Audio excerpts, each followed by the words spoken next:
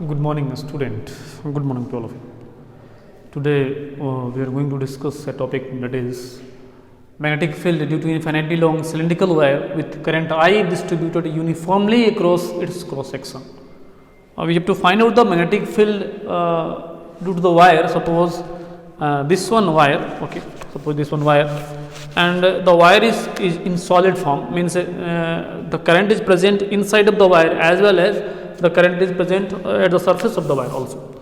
And due to this current that is inside and outside side, we have to find the magnetic field inside of the wire as well as the outside the wire. Okay, let us see here. Suppose this one wire, okay.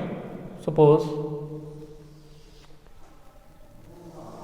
this one wire, okay, and this wire is infinitely long. This wire is infinitely long.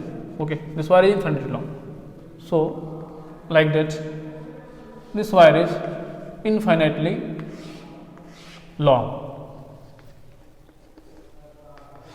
Okay, this wire is infinitely long, and the radius of the wire is capital R. We assume that the radius of the wire is capital R. This one the axis of the wire. Okay, and the current is present at the surface of the wire. The current is present at the surface of the wire as well as the current is present inside of the wire.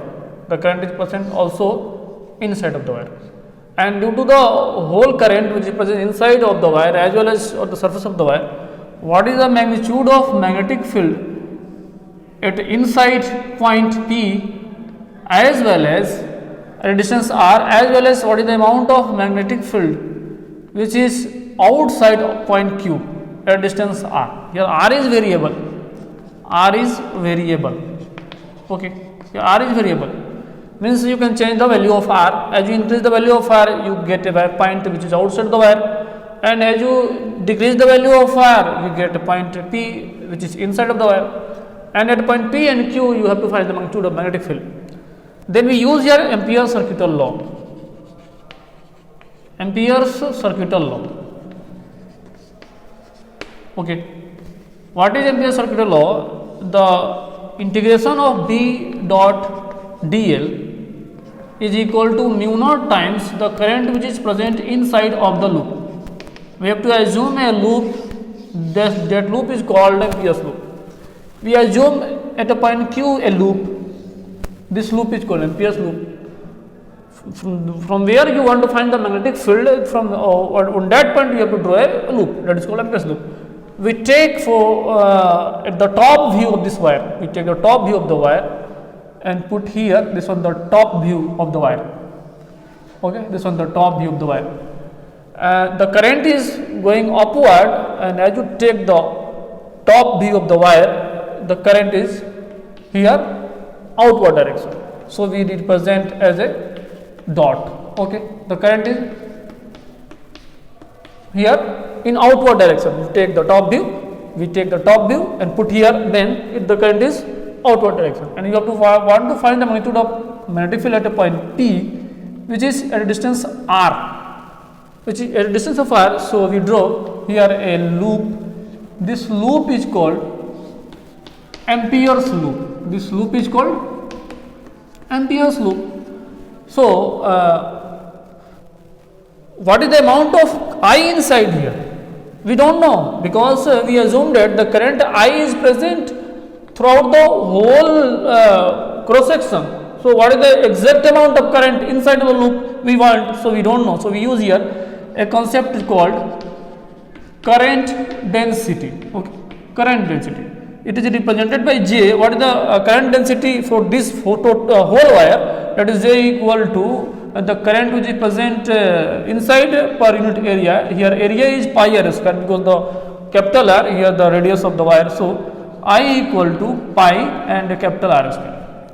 Okay, we use their concept to find the magnitude of I, that is I inside. Okay, so as you use the Nps Circuit Law, the B equal to B dot dl, that B dot dl equal to mu naught times and the current which is present inside of the loop. Okay, this one the formula of Nps Circuit Law, then what is the amount of what is the direction of magnetic field and what is the direction of dl? Here we assume the dl length of element and we see this one the direction of dl, and we know that the direction of b is also like that because we use your right hand thumb rule. We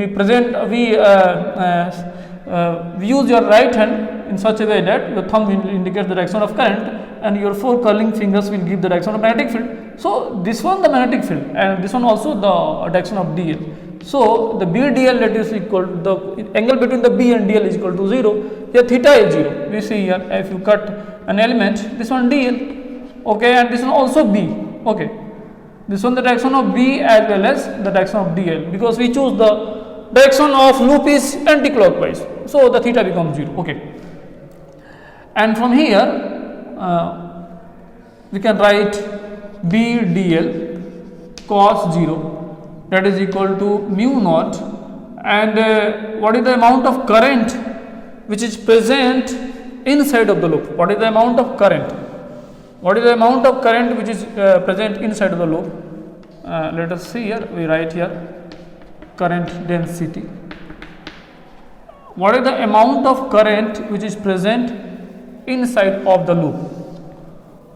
Then how can you find the amount of current which is present inside the loop? We multiply by J into the area of this loop.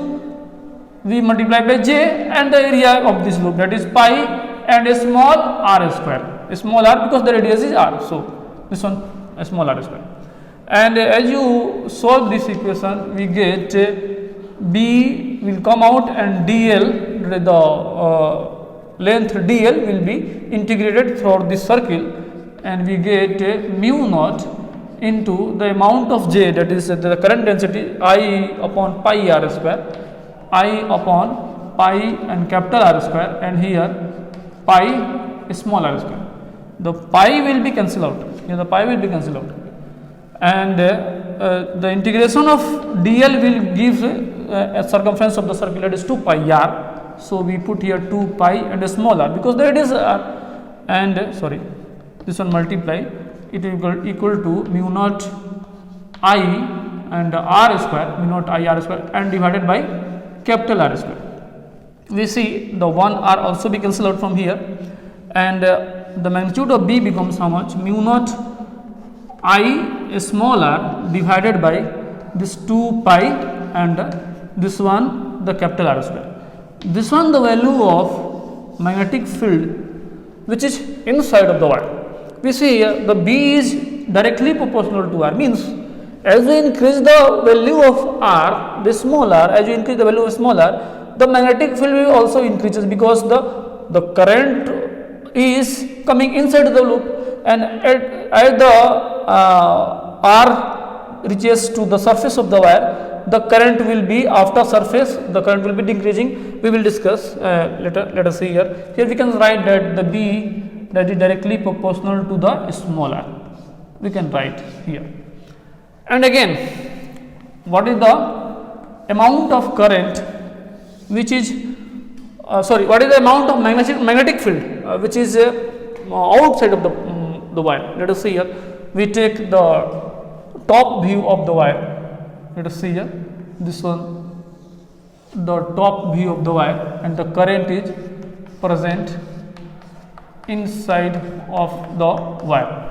The current is I which is present, the total net current is I. Then we have to find the magnitude of magnetic field, this one the capital R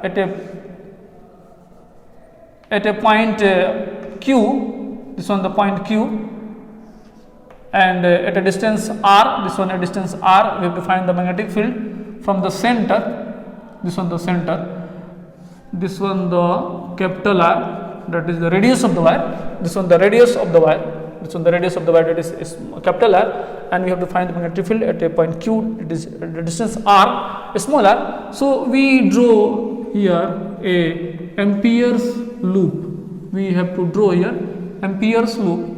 This Ampere's loop will be crossing that point where you want to find the magnetic field at a Q. This one the direction of loop. We assume that this one direction of loop. Okay. And we cut an element having a length dl, and this one the direction of dl as well as this one the direction of B. because according to right hand thumb rule, this one the direction of B. So theta also becomes here 0. Okay. And what is the current that is inside? Here the total current inside is I. We will take the total current because the inside the loop the total current I is inside. So we inside that is I. And as you apply the Nps Circuit Law, that is integration of B dot dl mu naught I inside, that is equal to B dl cos 0, and it will be equal to mu naught into I, that is the current I inside. Okay. And from here B will be come out, and dl cos 0 becomes 1, and this will give the value mu naught into I. And we know that the integration of dl will be the 2 pi r. The integration of dl will be 2 pi r. Okay. So we can write b into 2 pi and a small r, because the radius is r, and it will be equal to mu naught into I. And from here we can write the b equal to mu naught I upon 2 pi small r. We see that the b is inversely proportional to r. We see that here the b is inversely proportional to r means as you go from the center of the wire, as you go far, the magnitude of magnetic field will be decreasing. But here the B is directly proportional to R. As you go outside of the center, the magnitude of magnetic field will be increasing, but after the surface, the magnitude of magnetic field will be decreasing. Okay. If you want to draw the graph, then this one the graph. Okay. We see this one the graph.